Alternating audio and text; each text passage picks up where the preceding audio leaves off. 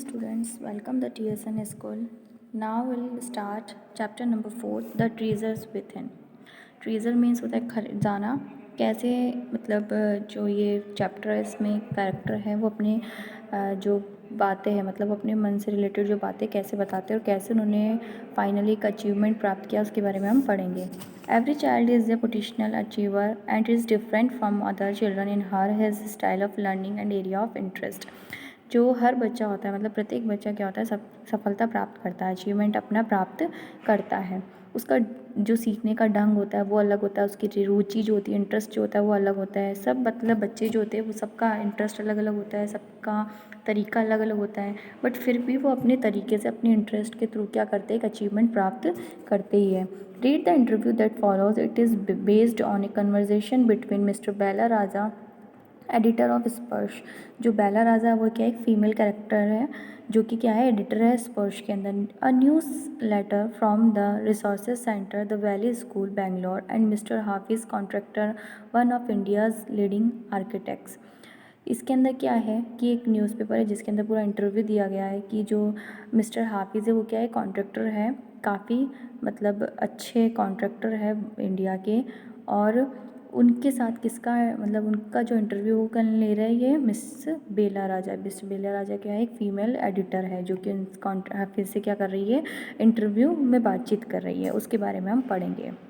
हाफिज़ contractor was unhappy school boy. हाफिज़ contractor कौन थे, एक अनहैप्पी स्कूल बॉय थे, मतलब वो स्कूल से बहुत ज़्यादा परेशान थे, स्कूल से परेशान एक बच्चे थे। He love doing things but tested mechanical learning mathematics gave him the shivers. उन्हें कुछ करना अच्छा लगता था बट उनको जो मैकेनिकल जो चीज़ थी उनसे काफ़ी मतलब बुरा लगता था, उनसे काफ़ी घृणा उन्हें होती थी, और मैथ्स तो उन्हें सबसे ज़्यादा बुरी लगती थी। What his principal one said to him influenced him deeply. एक बार जब उनके प्रिंसिपल थे उन्होंने उनको ऐसा क्या कहा था जिसका बहुत ज़्यादा गहरा प्रभाव उनके ऊपर पड़ा था। मतलब एक प्रिंसिपल जो थे उनके वो काफ़ी अच्छे थे और उन्होंने उन्हें कुछ समझाया था, उस चीज़ का इफेक्ट उनके ऊपर बहुत ज़्यादा हुआ था। वो क्या था वो हम इस चैप्टर के अंदर पढ़ेंगे। HC शॉर्ट फॉर्म है हाफिज़ कॉन्ट्रैक्टर की। I use to have the terrible nightmare only now over the last 4 to 5 years it seems to have disappeared. जो वो बताते हैं मिस्टर हाफिज़ है वो क्या बताते हैं कि मुझे काफ़ी डरावने सपने आते रहते थे। किस मतलब लास्ट 4 to 5 years पहले की बात है कि जब ये समाप्त हुए, मतलब 4 to 5 years पहले तक भी मुझे वो सपने आया करते थे।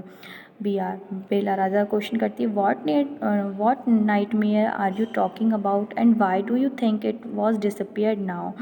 वो कहती है, अच्छा कौन से भयानक सपनों की आप बात कर रहे हो और अब आप ऐसा क्यों सोचते हैं कि अब वो आपको नहीं आते, अब वो आना समाप्त हो गया है, डिसअपियर्ड हो गया है, क्यों ऐसा हो गया है, ऐसे कौन से सपने थे जो आपको पहले आते थे अब नहीं आते हैं। मिस्टर हाफिज़ कहते हैं, I use to get continuous nightmares about appearing for a maths examination where I did not know anything. वो बताते हैं कि मुझे लगातार किसके सपने आते थे कि मैं मैथ्स के एग्ज़ाम में बैठा हूँ, मैथ्स का एग्ज़ामिनेशन चल रहा है और उसके अंदर मुझे कुछ भी नहीं जानता, मतलब जब पेपर हो रहा है तो मुझे उसका एक भी आंसर नहीं आ रहा है। Now the physics must have gotten over it. I don't have to think about education and there is absolutely no time to get nightmares. वो कहते हैं कि मुझे मतलब अपने जो मेरा मन है उस पर मेरा नियंत्रण नहीं हो पा रहा है और मुझे जो एजुकेशन है उसके बारे में सोचना पड़ता है, क्योंकि मेरे पास सब सपने देखने के लिए तो बिल्कुल समय नहीं था, बट फिर भी मुझे सपने क्या आ रहे हैं कि मेरा मैथ्स का एग्जामिनेशन चल रहा है और मुझे कुछ भी उसके अंदर नहीं आ रहा है। BR कहती है, tell us something about your earliest memories in school. तो वो पूछती कि अच्छा इसके अलावा भी कोई ऐसी यादें हैं जो आप स्कूल के बारे में मुझसे शेयर करना चाहेंगे, जिसे याद करके मतलब आप मुझे बताना चाहेंगे। HC, in first and second year I was a good student, after I reach the third standard I simply lost interest and I never studied. कहते हैं कि जब मैं फर्स्ट और सेकंड क्लास के अंदर था तो मैं एक अच्छा स्टूडेंट हुआ करता था, एक अच्छा विद्यार्थी था, बट जब मैं थर्ड स्टैंडर्ड में आया तो मेरी पढ़ाई के अंदर रुचि धीरे धीरे ख़त्म होने लगी और एक तरह से मैंने पढ़ाई करना ही बंद कर दिया।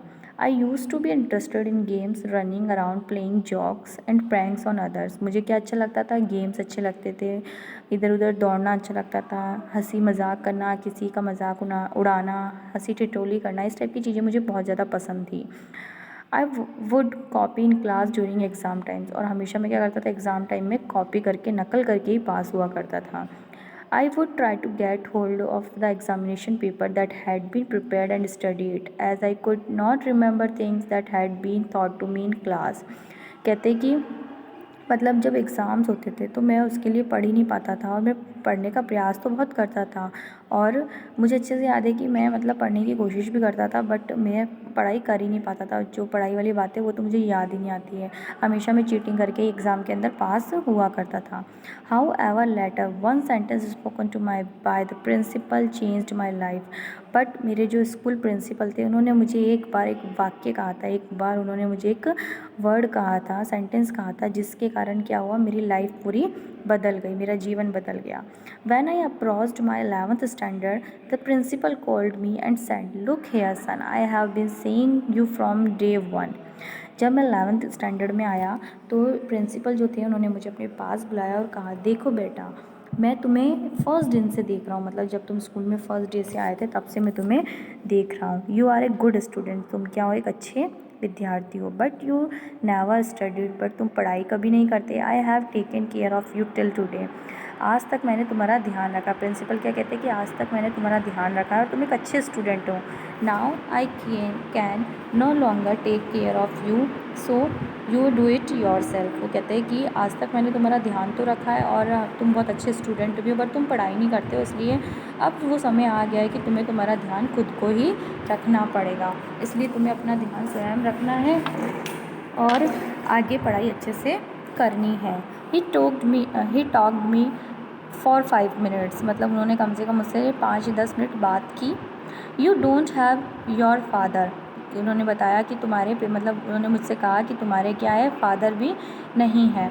Your mother has work so hard to bring you up and paid all the fees all these years, but you have only played games. उन्होंने कहा कि देखो, तुम्हारे पापा भी नहीं है और तुम्हारी जो मम्मा है वो तुम्हारे लिए मेहनत करके क्या करती है, पैसे कमाती है और तुम्हारी फ़ीस पूरी देती है।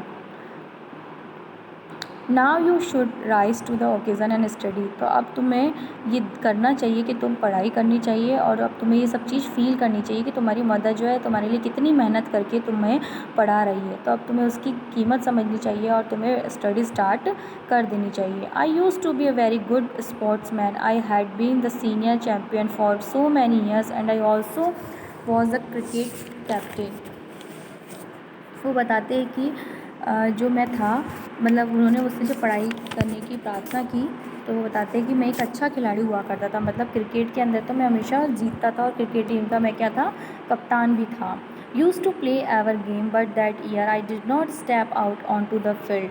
वो कहते हैं कि मैं हमेशा गेम्स खेलता रहता था, बट उस साल मैंने मैदान के अंदर पैर ही नहीं रखा। जब सर ने मुझे ये बात कही उसके बाद मैंने क्या किया, गेम्स खेलने के लिए मैं नहीं गया। I would do was eat and study. I normally used to copy and pass, but I realized that once I was in SSC, I could not do that.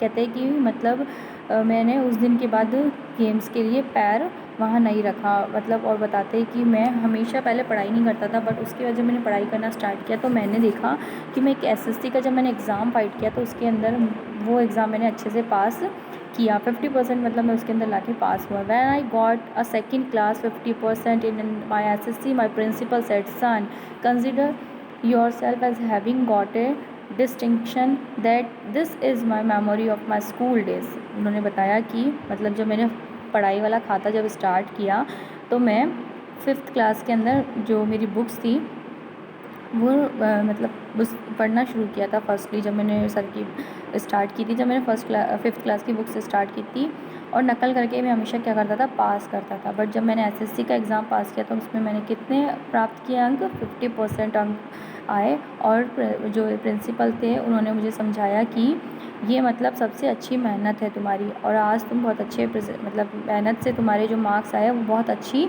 बात है। I do lots of other things. See, as far as my things are concerned, I can't remember. I forget things very easily. To remember, I have to see things as a photograph. I read a book and I can remember the matter as a photograph, but not thought my mind. That is how it work. वो कहते हैं कि जब मैंने बहुत से काम किए हैं। देखो मतलब वो बताते हैं बी आर को कि जितने कामों की मैं बात करूँ तो मुझे इसे याद नहीं कर सकता, क्योंकि मैं आसानी से क्या करता हूँ, बातें भूल जाता हूँ। तो मुझे याद करने के लिए चीज़ों की क्या करनी पड़ती है, फ़ोटोग्राफ लेके रखनी पड़ती है। इसलिए मैं हमेशा क्या करता हूँ, जो भी काम करता हूँ उसका मैं फ़ोटोग्राफ ले लेता हूँ। B R, when you were in school and you are doing badly, did the teachers pull you up and how did you feel. B R ने क्वेश्चन किया कि जब आप स्कूल में थे, पढ़ाई नहीं करते थे, पढ़ाई से बहुत ज़्यादा पीछे थे, तो आपको जो टीचर्स थे वो डांटते नहीं थे, तो आपको कैसा लगता था जब वो ऐसा डांटते थे। तो ऐसे I never felt anything on being pulled up, I used to be so interested in playing, I would receive a caning every week. वो कहते हैं कि जब मुझे डांटते थे तो मुझे कुछ भी फील नहीं होता था, क्योंकि मेरी जो इंटरेस्ट था वो किस में था, हमेशा गेम्स में ज़्यादा रहा करता था, तो मुझे उन सब की बातों से कोई फ़र्क नहीं पड़ता था। When you knew that you had encouraged the worth of your teacher by not doing your homework or by behaving badly, when you knew you would get a caning, what was the state of your mind? कहते हैं जब आपके parents को पता लगता था कि आपने आज अच्छा व्यवहार भी नहीं किया, ऊपर से आप होमवर्क भी नहीं करते थे, तो क्या आपके जो टीचर्स और आपके जो पेरेंट्स थे वो आपसे नाराज़ नहीं होते थे, आपकी पिटाई नहीं लगाते थे? और आपकी इस टाइम जो मेंटल स्टेट है वो क्या होती थी, मतलब जब आपके साथ में ऐसा होता था, जब आपके पेरेंट्स और आपके टीचर्स दोनों आपसे नाराज़ होते थे, आपको डांट लगाते थे, तो आपके साथ तब आपको कैसा फील होता था, आपका जो स्टेट ऑफ माइंड है वो कैसा होता था? तो ऐसे कहते हैं स्टेट ऑफ माइंड, मानसिक दशा। स्टेट ऑफ माइंड मीन्स मानसिक, जो अपनी मेंटली स्टेट होती है वो। Just lift up the hand and they would can you, it would hurt badly and then I would not have to forget about it because I would want to go and play।